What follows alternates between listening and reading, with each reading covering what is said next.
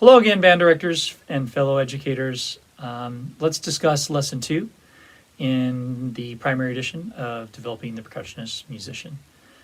Lesson 2 is all about an introduction to the keyboard instruments.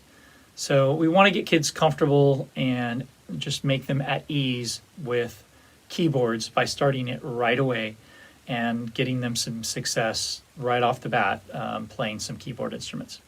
So the essential question for students, the essential questions will be, can you identify a half step above and below a note? Can you identify a whole step above and below a note? The second part of the lesson will be to simply identify sort of geographically where a C is on an instrument and hit it. We're going to learn by rote C up to G. Okay, so we'll play each note 4 times, rest for 4 times.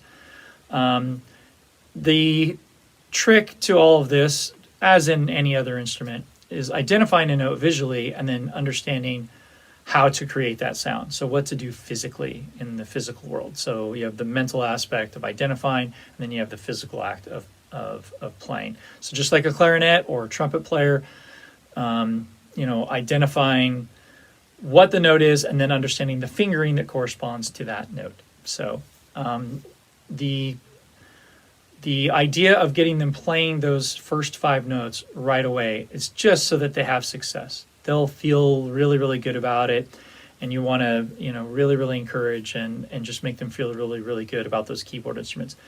As we all know, keyboards are something that most percussionists,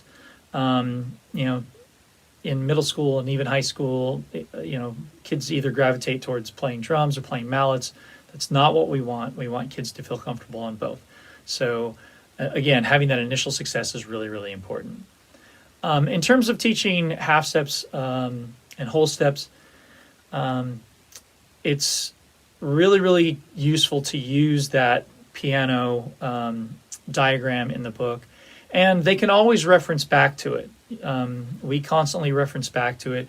If a student doesn't know where a note is, instead of telling them, a lot of times we'll actually ask them to just flip back to the book and to find the answer. That way they become self-sufficient. So later on, when we're learning A flat or we're learning C sharp or something like that, they can always reference back so that they know where the note is, what it looks like visually, and where they can find it on the keyboard instrument.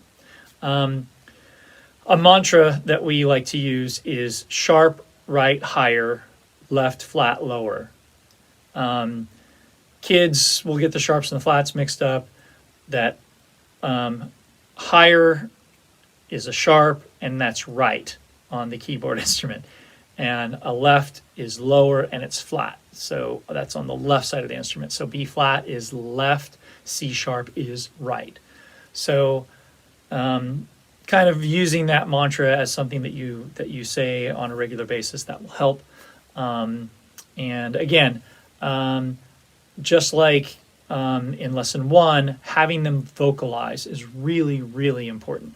Have them say each note, both when they're identifying the note, whether it be reading music or whatever the case may be. We're going to ask them to say the note out loud. And we want them, when they're learning by rote, to say the name of the note that they're striking. So we want them to find C, say the word C, and strike C. So again, if you can say it, you can play it. And, as we're just wanting to get them to feel really, really great about keyboard percussion. So again, essential question, can you show me a half step above a note, below a note? Can you show me a whole step above a note, a whole step below a note? And then can you strike and play C up to G? All right. Again, if you have any questions, please use the resource, the Percussion Solutions for Band Directors Facebook group. We will constantly answer questions. Your question won't go 24 hours without getting a response from a real public school educator who happens to be a percussionist. It's not an ivory tower place. The These are real percussionists who are band directors and know what it's like in public schools and know the realities of the time constraints and budget constraints and all of those things. So I really encourage you to join that group and to use that as a source for asking questions. So best of luck to everybody, and have a lot of fun teaching those kids how to play mallets. And if you really, really enjoy it, they're going to really, really enjoy it. And so just have a great time. All right. Thank you all so much. To purchase your copy of Developing the Percussionist Musician, click on the link in the description below, or visit the Developing the Percussionist Musician Facebook page and click Shop Now.